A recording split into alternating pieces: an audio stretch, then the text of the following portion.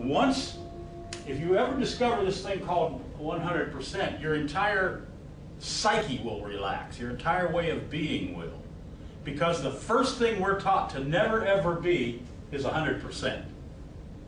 Now, some guru type people will say yourself, be yourself, but all that. But see, all of that is bullshit. All that is nonsense. Because all of those people are saying is be your personality, be your ego. You see what I'm saying? So, all right, so if you pull into if a dump truck, this is a good analogy because that's what I do in my life with people. I dump a whole truckload on top of people because I know probably I'm only going to have that's with you, Brian, when you guys came in early and we were riding around yesterday. Yeah. I knew that there was only going to be a certain space where there was going to be Brian and Edward in an enclosed space, and I knew you couldn't run away because I was doing 60. So I took advantage of that space to dump a whole bunch of stuff on you. Whether you pick that stuff up, carry it around, or what happens, I don't know. But inside of it, there's a diamond, the most valuable entity on the planet inside of there is 1%. So in order to get to it, what would you need to do? Dig? Get rid of all the other stuff.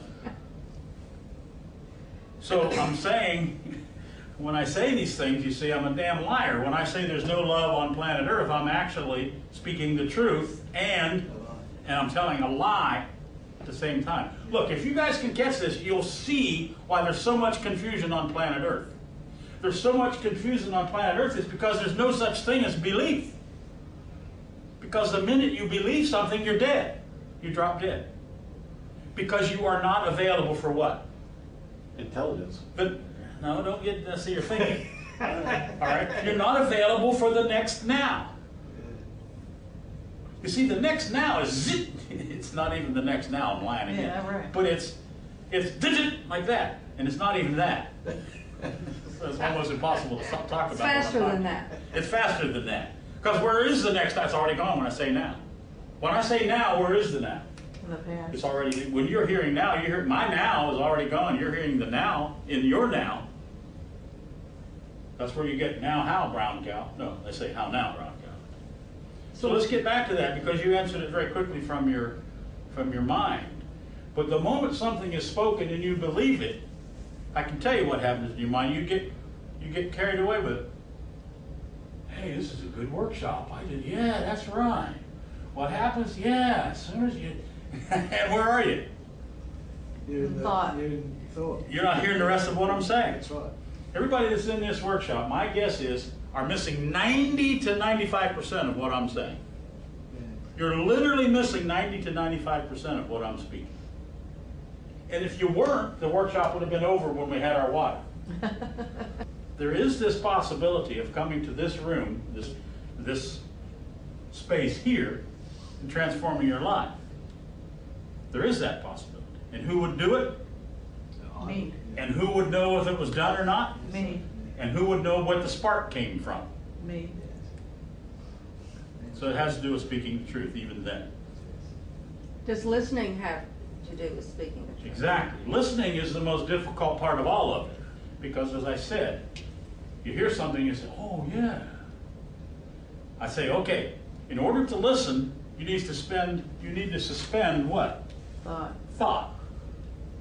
So you say, oh yeah, in order to listen, I need to suspend thought. So what I'm going to do from now on, Think about suspending thought. yeah, I'm going to suspend thought. In the meantime, where am I? In thought. I left you and I'm already in Arkansas. I mean, I'm already in Arizona on the way to Australia.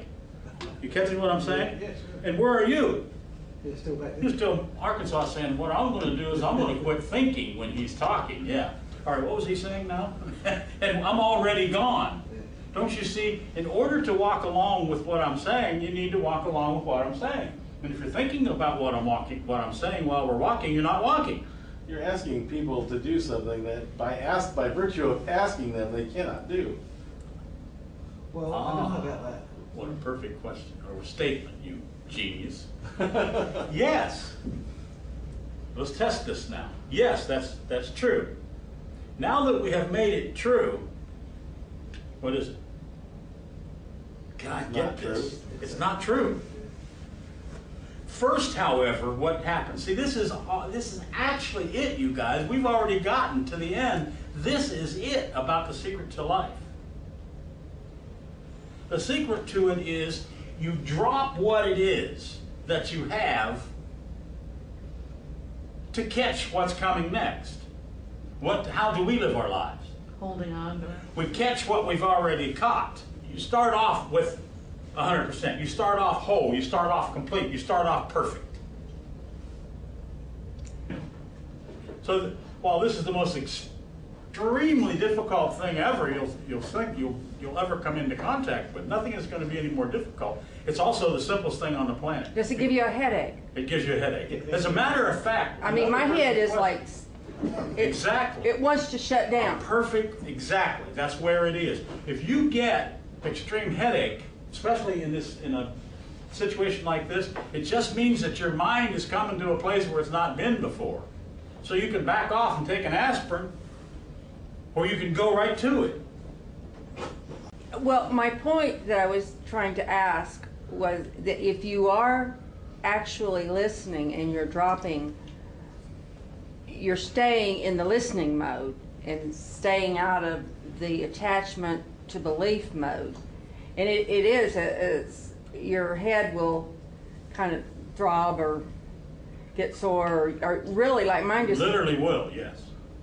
It wants to go to its place of comfort. Of safety, and where it doesn't have to expand, it just wants to lay down in belief and stay there.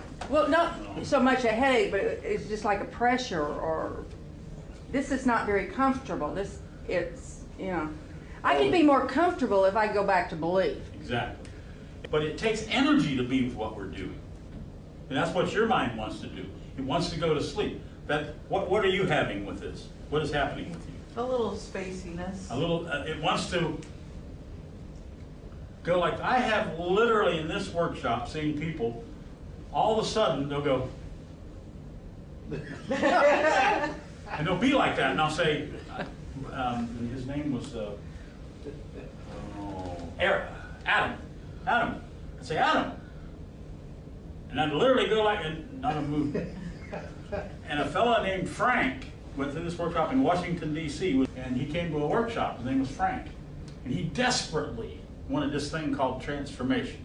He had heard of Krishnamurti. He had studied Krishnamurti and all these. It could even be part of the reason he was a homeless person. But he sat, like I was saying, in a chair, only when I said Frank, and the closer I got to him, he literally fell forward.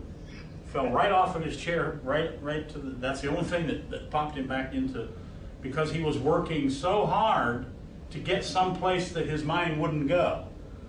And it's somewhat of what you're saying. What will happen most of the time is your mind will work, or your mind will win by working. See what I'm saying? Your brain, your memory. What you're saying is the memory's stronger. Yes, the memory's stronger. The memory will win. So what do you do to claim victory over your mind? Just You admit that your mind won. yes, yes. That's all. That's how simple it is. What does that mean you do? Speak truth.